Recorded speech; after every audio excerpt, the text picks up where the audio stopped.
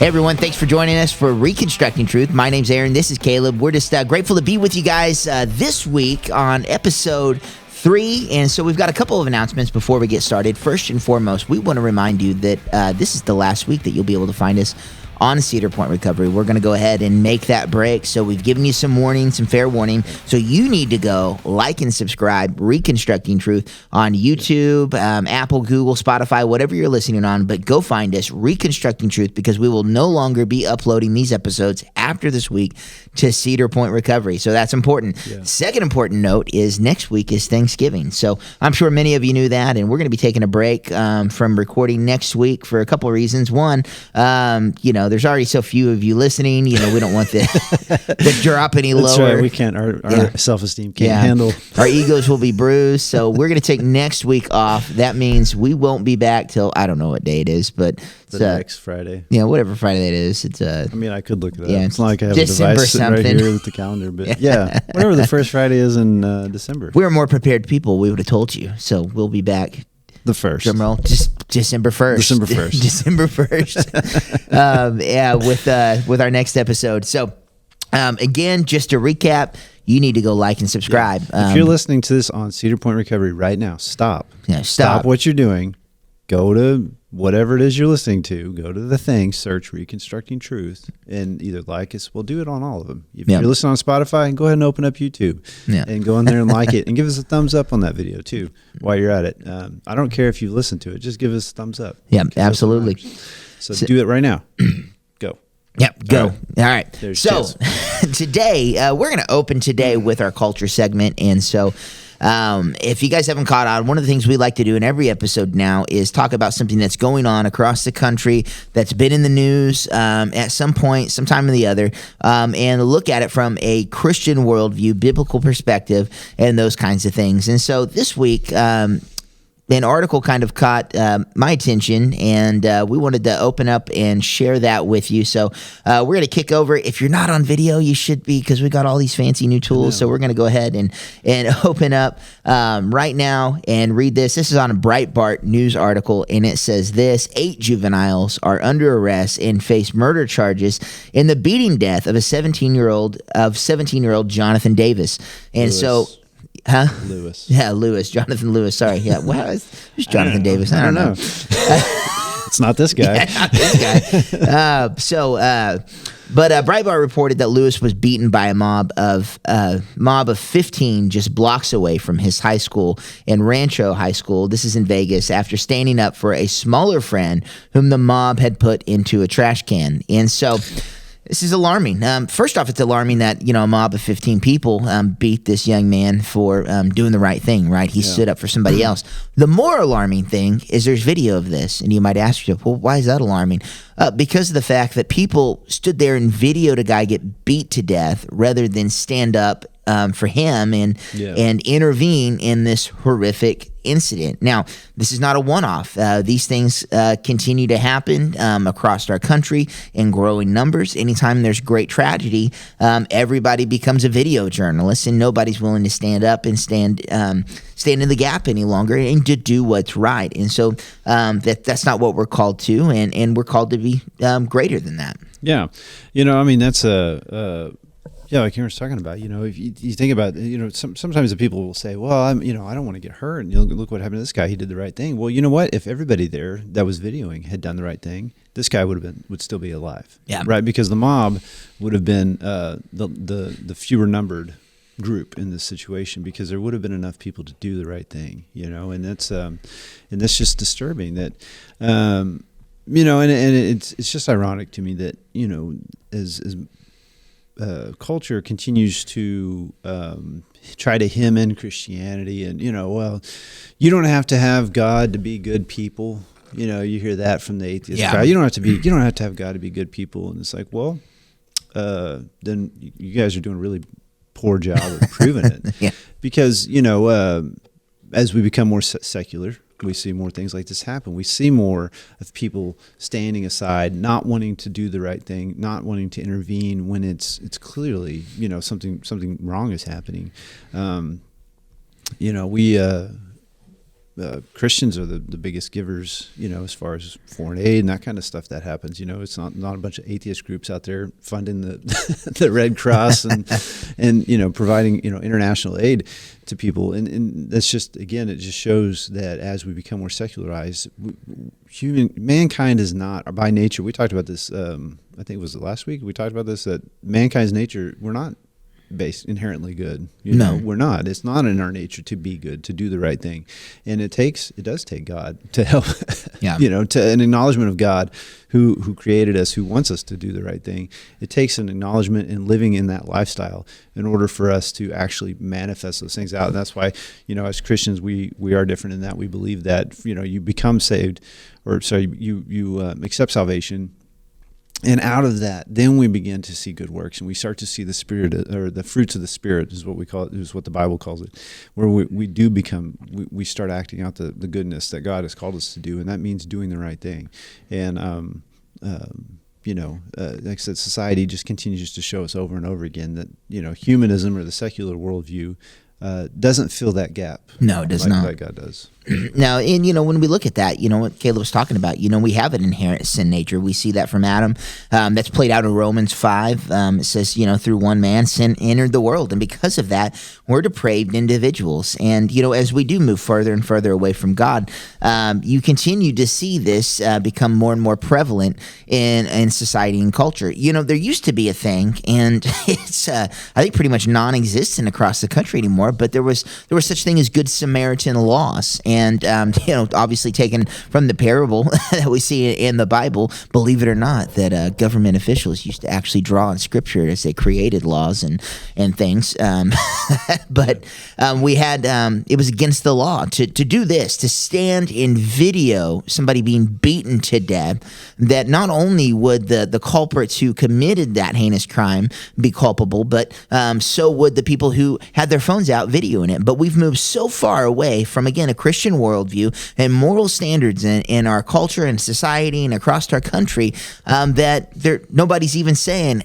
The headline is, 15 people beat this kid to death, which is horrible, but it should also be, and people stood by and watched. That should be what's added onto it, but it's just not. And again, it's the further we get away from this, the more we take God out of schools, the more of a rise in this type of mentality we're going to see. The more we take it out of movies and everything else in culture, you're going to continue to see evil on the rise, because in the absence of God, what are you left with? It's not our great moral standard as people, because again, it's non-existent. We are depraved individuals. We're sinful, and so in the absence of God, you'll see our morality just on the rise like this, and it's heartbreaking to see. Somebody should have. Let's back it up. Somebody should have taught these 15 kids how to be decent people.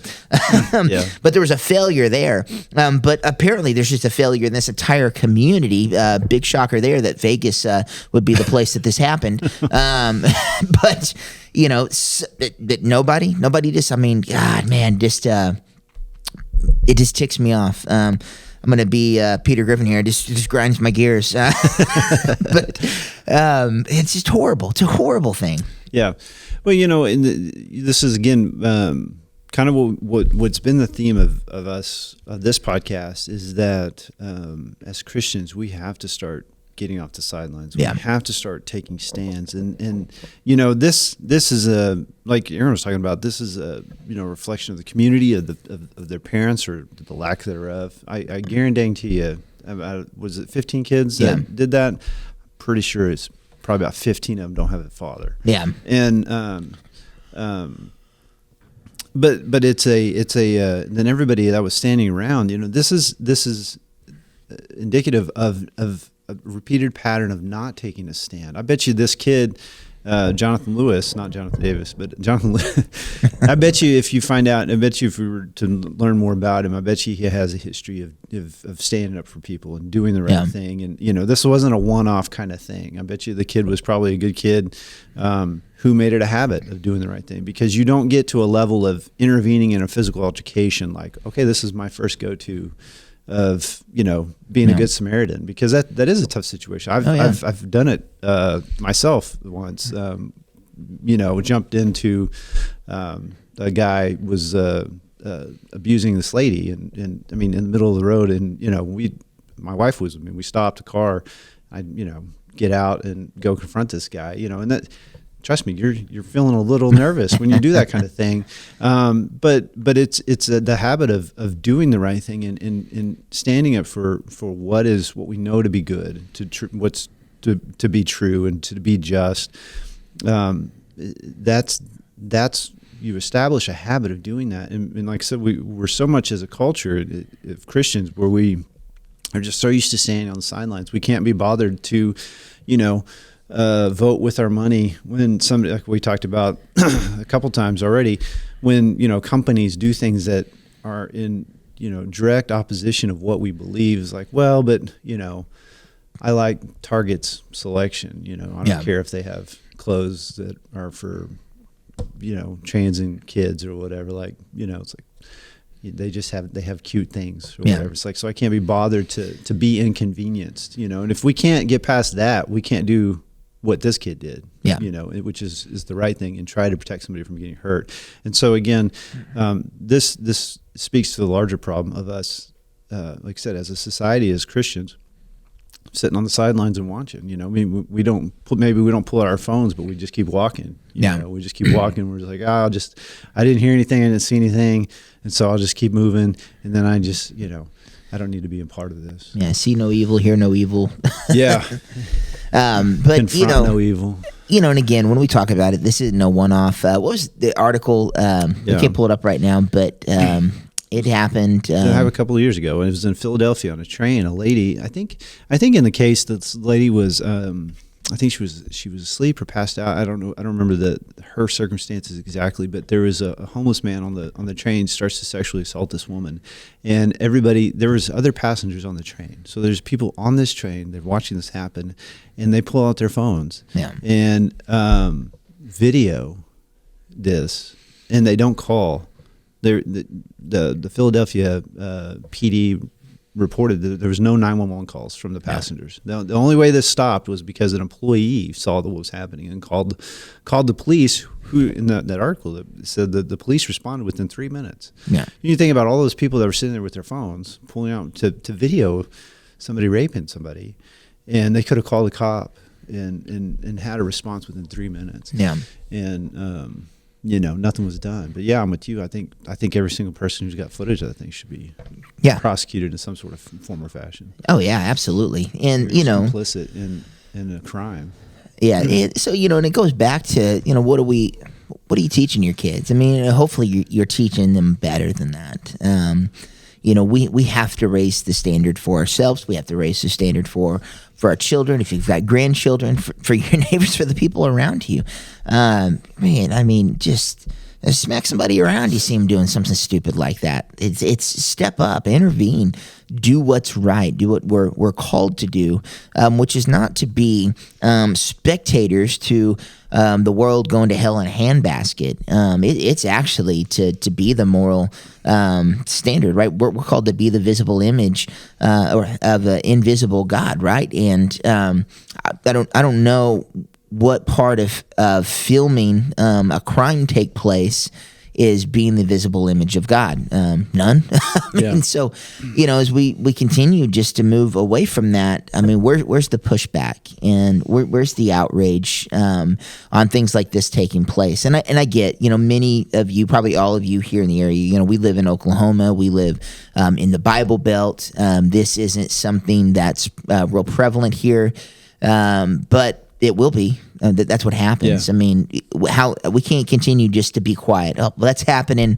That happened all the way in Vegas, or this was in Philadelphia. Those things don't happen here. Well, they don't happen here till they do. Yeah, they don't happen here yet. Yeah. Exactly. There's no force field around Oklahoma that's going to stop the moral degradation of our society. Yeah, and we're seeing it happen. So we're talking about that. So, one of the things that's in the news here lately is that's been in the news quite a bit here, especially like on the coastal cities. The really big ones is all these burglaries that are happening in these stores, right? You're seeing where, these big gangs of people are going into Nordstrom's and just cleaning them out. It's just brazen, and like the Walgreens and stuff are closing down. Well, here it was a month or so ago in our tiny little village of Verdigris, which is right next to where we're doing this, our Dollar General got smashed and grabbed. I mean, during the day. I mean, well, in the morning, early morning, like the gas. There's a gas station, Casey's, right next to it. It was open. People were there, and these people pulled up, smashed the window, went in there, and stole everything, went out of it. And then this last Monday, right here in Claremore at the Quake Trip, somebody went in there and, right in the middle of the evening. Yeah. And so those things where you're sitting there, you're watching the news, and we're like, oh yeah, that's crazy. I can't believe that. And it's like here. Now, is it as prevalent here as it was? It is in the big cities? No, but just like you're talking about, those are things that you're just like, I can't imagine that happening here, but that's, like I said, we're starting to see the moral creep happen in where it is. We're losing any of these kind of standards that you're talking about. So yeah, sorry I interrupted you. No, you didn't interrupt anything. I mean, it's a great point of view. I mean, it does creep in here. And so again, I mean, we start teaching our kids these things, so often. And this is part of the difficult part, when we're, dealing with some of this. I mean, we don't want to endanger ourselves. I get that, we want, and I struggle with the same thing. We don't want to put our family in danger. Struggle with the same thing. And I'm not telling you to go out and get in crazy situations. Right. But I know that we encounter things that are small, right? Small opportunities to stand up for what's right and to do what's right. And the more that we instill this in our children and in ourselves, the more likely we are in these big moments like this where a life is on the line, will instinctively do the same. We have to prepare for it, right? Paul talks about, training himself, and it was in a different context, but it's in the same context as well. We train ourselves to do what's right, and the little things, and then it progresses to the big things. And so when we see these things take place, there was none of the small things happening in their lives where somebody was teaching them, to share, to be kind to the people around you, to be respectful. Yes, sir. Yes, ma'am. All of these things that are lost on our young. And those things are in our communities now. Just talk to middle school teachers here in our community and you'll see how disrespectful our young are. Mm-hmm. And that's where it starts. That's the beginning stages of what turns into kids beating kids to death. Is they have no regard for their classmates. They're completely selfish and self-centered. They have no regard for authority because, you know what? Our parents in our community now, in Claremore, in this part of Oklahoma, in the Bible Belt, are failing. These kids are disrespectful, and it grows, and so we have to teach them. And often, here's the sad part: oftentimes parents are just as disrespectful. Their kids are punks. Teacher reaches out about their punk kids, and then the parents show up being punks too. Yeah. And it's just, all right, enough is enough. Enough is enough. We need to recenter ourselves on the gospel, right? The good news, God's word, and what it says, to kind of steer this ship away from crashing into the bank before we have these exact same things happening here in our community. Yeah. Yeah, one of the somebody I've heard that said, once a culture lets go of the rope, it goes fast. And what he's talking about is losing of their moral compass. And that is the thing. And that's what is, again, going back to, the secular humanism. Well, we don't need a guy to tell us we're good. It's like, you're just proving that we do, because, and that's, God, obviously there's the salvation aspect of our faith that we, but we don't just become saved because for fire insurance, right? We've talked about that before. We just, you don't say a prayer. Okay, yeah, sure, I believe in Jesus. Now I'm going to continue on living my life. Then what you do is you start to live in accordance to what God, teaches us in the Bible, how we should live our lives. And that serves as kind of like I said, almost like a true north when it comes to our morals. And that as you start to act out your life and interact with people, that you go, you have God's standard to compare it to. And then as you start to deviate, you start to feel it. You start to feel that conviction of the Holy Spirit saying, "Hey, man, you're not being honest. You're not being truthful. You're not standing up for what is right. You're not," and that pulls you back, right? Well, if our society abandons that true north, if it abandons any sort of objective moral authority, then what's pulling us back? And absolutely, the answer is absolutely nothing. And we're seeing the ramifications of that. And so we, in our society today, you do have all these kids who aren't taught, they aren't taught any sort of Judeo-Christian moral or ethics. And so there isn't, again, maybe this is a newsflash for some people, but your kids aren't good. They're not born good. I never have to teach, no parent has ever had to teach their kid how to lie, has never had to teach their kid how to be selfish, has never taught their kid to, hey, you need to go hit that kid if you take something. You don't, no parent has ever had to teach their kid that. And that's because we're not inherently good. We're not, we want what we want above anything else. And it takes God to tell us that, listen, you're going to have to rise above that and to live at this standard. But that's the problem here is the parents aren't teaching kids that. They're not teaching kids to not hit, you can't just go wail on this kid because he did something you don't like, or you can't, be dishonest. I mean, you're talking about, teachers. I mean, I coach, I talked about before, I coach sports, my kids' sports, and I've coached my boys who are now 15, and now I'm coaching my daughter who's 9, and I've coached with her since she was U6 soccer. And just to see the difference in parents that I have to interact with in their kids, and it's like, I've interacted with kids who are just at a young age are just habitual liars, and you're just like, I have, other players, so-and-so said this, like, that's not true. They said this is going to happen, or this blah, blah, blah. And I'm just like, no, this isn't true. And it's just, and I'm like, how is it that you do this? Like, it's at a level at such a young age. I'm just like, as a parent,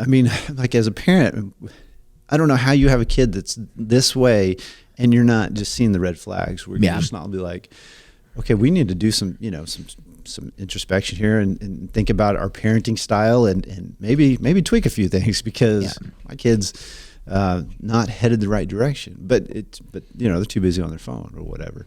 And so yeah, I mean, it does. It starts at the home. And like I said, I bet you dollars to donuts that those kids hardly any of them have a father, especially when it comes to boys, because that's especially as boys become teenagers, that's the purpose of the dad more than anything is to keep those young kids in check. When they start to feel aggressive and want to start testing boundaries, that's when a dad comes in and says, listen here, son, I know you think you're tough. And then, the old man puts them in their place and they understand, they start to learn boundaries and they start to learn how to act in society. But we don't have that. And so, here we see what happens when again, the culture lets go of the rope, it goes fast. Yeah. And it's not only just fathers, we treat the things of God as if they're optional. And the more we do that here, and we're doing that here, where we allow, sporting events to take precedent over church attendance, or nice sunny days to take precedence, or rainy days, or, I have a mild case of gas. So, I just, I can't go to church. I can't take my family, and we can't do that. And so the more that we're indifferent with that, the more we're going to continue to just go down this path. But getting back to the fact that, here we are, we should hold life in our hands and see that it's precious, and we should look at people around us and see that they're precious. But we've deviated to a place where the most precious person in any given room is us, ourselves, right? Yeah. And that's what we've taught these kids. Nobody's of greater value than you. And that's so contrary to what God's taught us to do. And so I want to share with you, it's Mark 12, 29 through 31. See if I got that. I did it right the first time. And Jesus is asked what the most important commandments are. He said, Jesus replied, the most important commandment is this: listen, O Israel, the Lord our God is the one and only Lord, and you must love the Lord your God with all your heart, all your soul, and all your mind, and all your strength, which is great. And I think we'd see that and we'd know it. And many of you probably know this and have heard this, but the second is equally important. Love your neighbor as yourself. No other commandment is greater than these. And so, when we look at that, Jesus is saying, man, you got to love God, right? And that's important and that's great. But up here with that, love the people around you as well. And that's something we've lost in our culture, in our society. Again, we don't love our neighbor. We despise them. We don't see value in them. We see their failures, or we see what they have that we want, or we see them as somebody to be stepped over on our way to success, or monetized on. There's no value placed on life anymore. And every facet of culture is pushing against this narrative here. And we've got to start pushing back. We've got to start saying, you know what, life is valuable. Life is precious. We've got to start instilling these things. Instead of teaching your kids to use people, or to be indifferent to them, or teaching them that they're the best in the world and nobody. I mean, we've got to start saying, no, man, you got to love your neighbors yourself. As much as you, love the people around you more. As much as you love God, and hopefully you're teaching your kids to love God, love people as well. And we've drifted away from this. And this is the golden rule.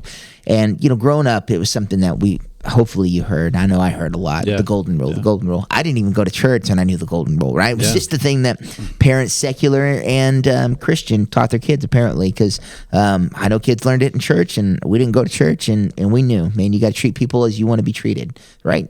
Where's that in culture now? It's lost. Yeah. And no, I mean that's 100% right. We grew up in, like I said, all this. There's always kind of this inherent sense of these values, right? I mean, it was just like it's almost like people who are born and they I'm Christian. Well, why are you Christian? Well, because I was born to a Christian family, and they think that's.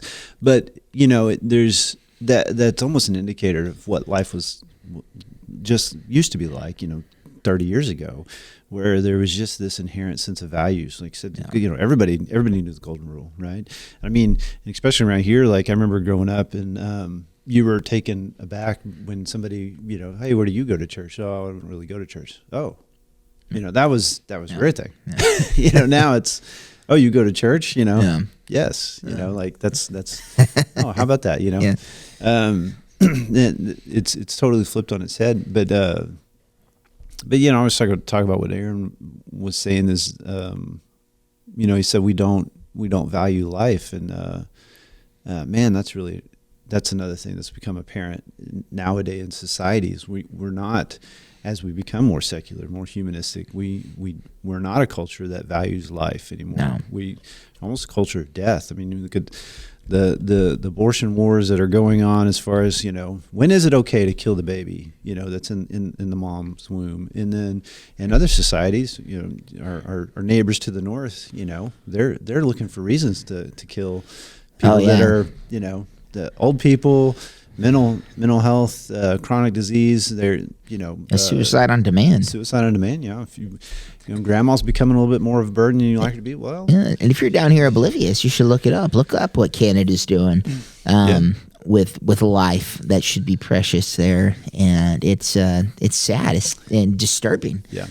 Well, and they do it in, and that's the thing, because we had such a, like I said, our core at the United States, our history is very much Judeo-Christian values, regardless of what the revisionist historians want to tell you, the secular historians want to tell you, based around Judeo-Christian values. And so that is still within our roots, and that's why it's taking us, so long to kind of get away from it. But if you look at other places who didn't start with that at the base, places like in Canada, or you look at Europe, you see socially and culturally, they're about 20-ish years ahead of where we're going. It seems to be where, although we're closing that gap a lot faster. And you look at, you see things in Canada, we're just like, that's crazy. And then, 10 years down the line, we're doing the same thing. I'd say a great example of this for people who are like trying to struggle with Caleb's 20-year gap here. Let's take the over-sexualization of culture. Growing up, we would look at France, for instance, European country, and how free-flowing they were with the sexualization of commercials and television and society. And think back to when you were a kid, hearing about that, how absurd that sounded. Now here we are as adults, And that's the world we live in. Yeah. So Yeah. I mean, that's 100% true. You look at some like TV, like maybe later night TV in certain countries, like in Europe or I think Australia does it too. But they allow not full frontal nudity, but top nudity, female nudity on just regular TV. It's not, you're not sneaking on the HBO late at night or whatever. That's just like regular TV, and it's like, well, we're getting pretty close. I mean, you think about, but the thing I was going to point out was in England, there has been a number or a handful of cases where parents, usually it's with kids that have some sort of, they're born with some sort of disease or some sort of malformation or a birth defect or whatever, and a parent is trying to, they're trying to advocate for the kid. They're trying to find any way they can to keep this kid alive when he's got a very poor prognosis, and because they've got their healthcare is completely nationalized, the government gets to say how far you get to try to save your kid. And so there's one that just happened fairly recently where the parents, they were trying to get an experimental treatment in Italy, and the British government wouldn't allow them to go. I mean, the Italian government even granted the kid dual citizenship to try to allow. Yeah. Anyway, this kid ended up dying because they wouldn't. They just said, no, we're not going to treat him anymore. And so again, you get this kind of culture. Again, you look at a society that's more secular than we are. And as we move away from that, we lose the value of life. Yeah. And, when we see that happen here, where we're watching somebody die, somebody get beat to death, and we're more interested in the entertainment value. Yeah. Well, we're more interested in how many likes we're going to get on social media for our video. Here's our chance to go viral. Yeah. And that is more value to us than a human being.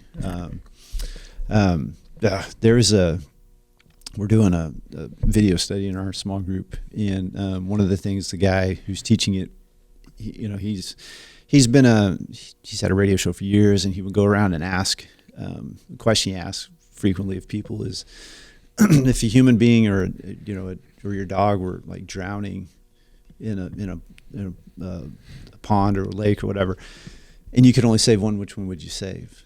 And he's like, the number of people now that say the dog. Yeah. Is incredibly alarming, because we have, but he talks about that. That's the consequences of secularism. That's the consequences of not believing in God and not valuing human life, over everything else. And so, when you take God out of the equation, then we're just animals anyway. Yeah. So, we're going to kick over to James. I'm going to look at James. It's 4 verse 17, James 4:17. And it says this: remember, it is a sin to know what you ought to do and to not do it.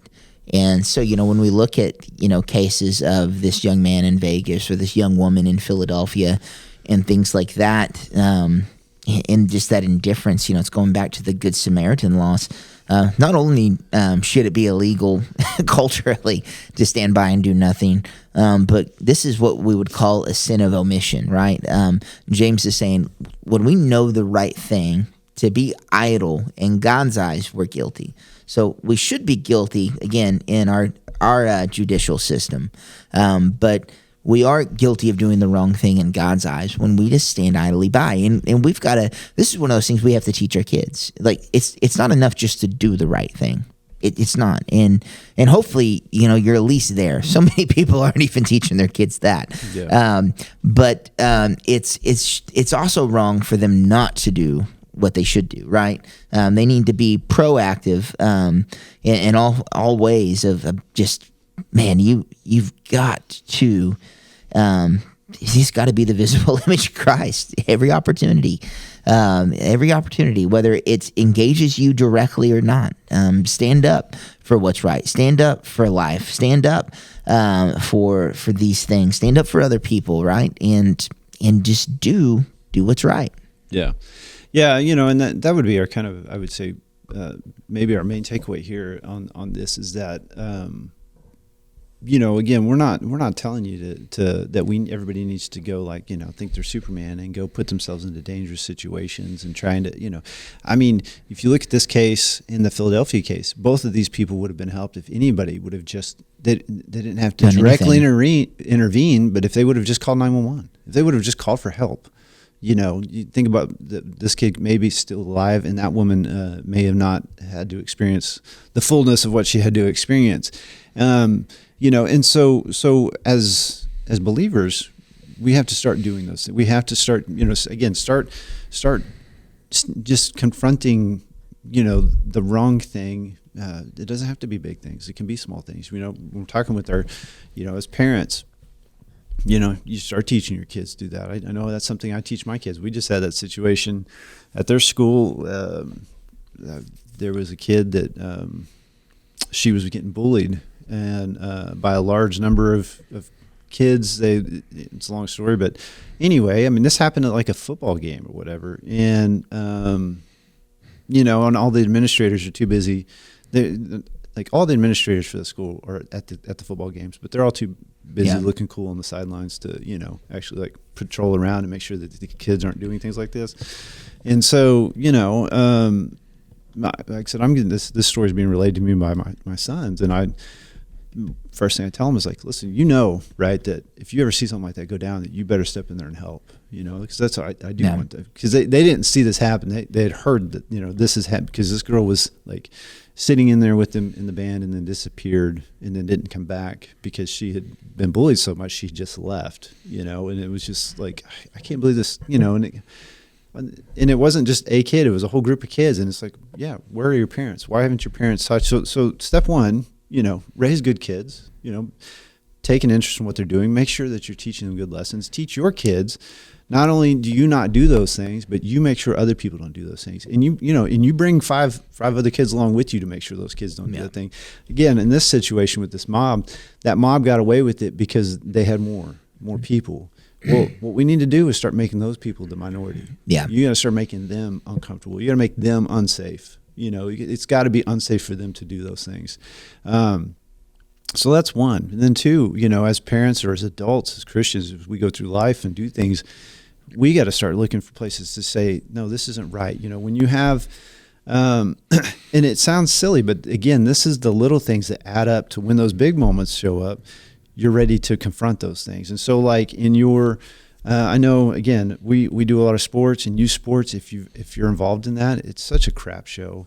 I mean, the competitive nature of certain things and people taking it too far and parents acting like total fools at these games, insulting players, insulting refs, insulting whatever. Heck, we've seen them insult their own kid, from the stands. And you got to start, if it's people if you have a friend that's doing that, tell them, hey, knock that off. Like that's where you start. You start just confronting and saying, listen, we're not going to do this stuff. I mean, we've done that. We've said, I'm not going to be a part of this organization or this group because these people, I don't want to be associated with them, and I'm not going to be. And, does that cost our kid opportunities? Maybe. But you know what? It's definitely not worth whatever, opportunity it is. So you got to start looking for those situations in which you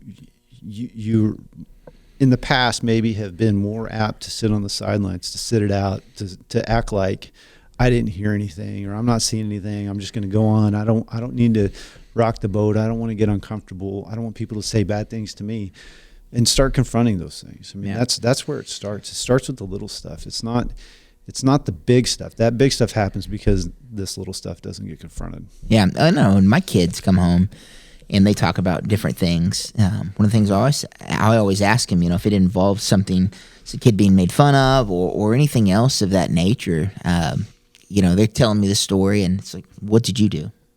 What did you do?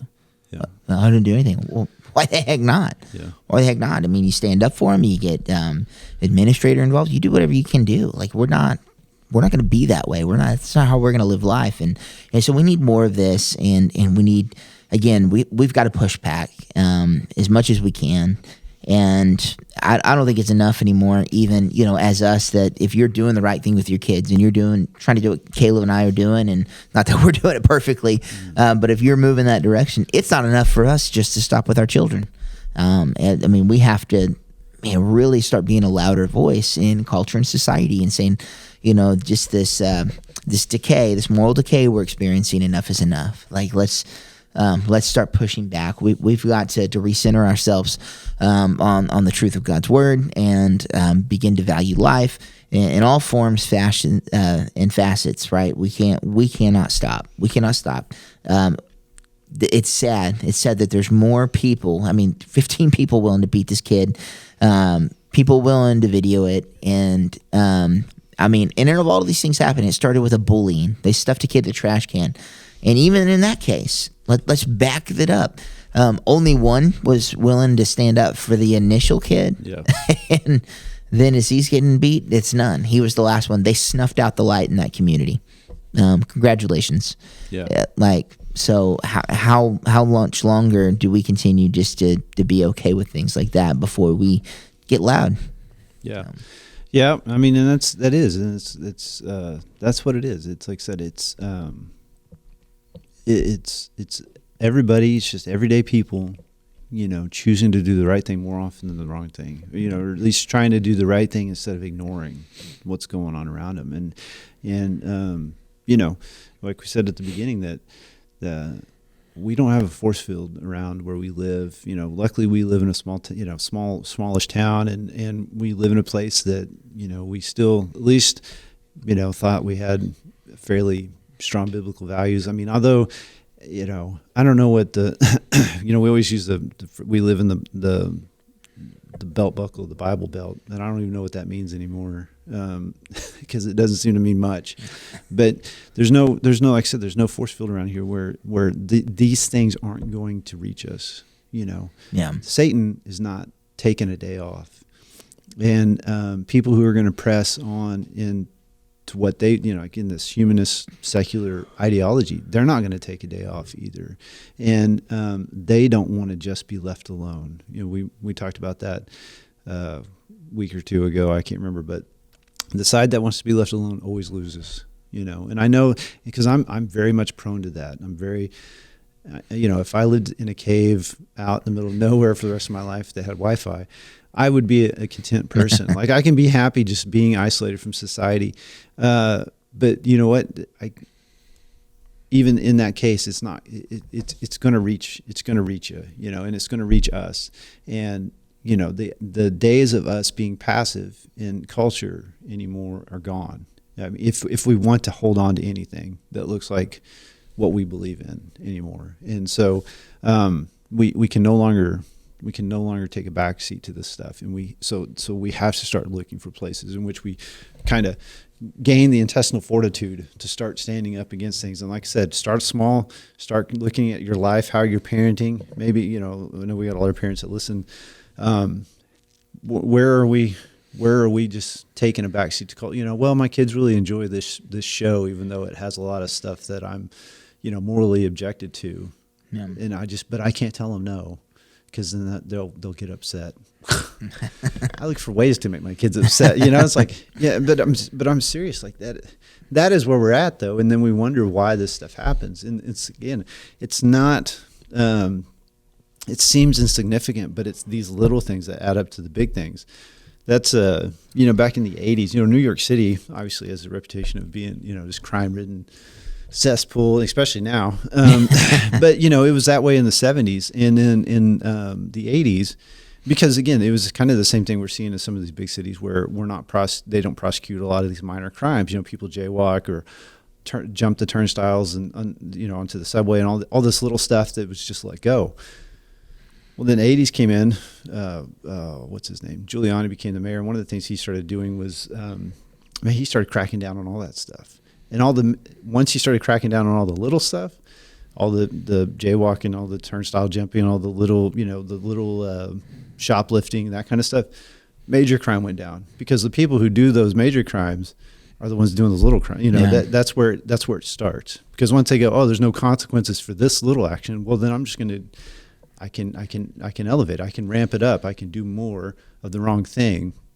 And it just emboldens people to continue on doing those things. And so it's the same here. It's, we start confronting little things, and hey, I didn't die.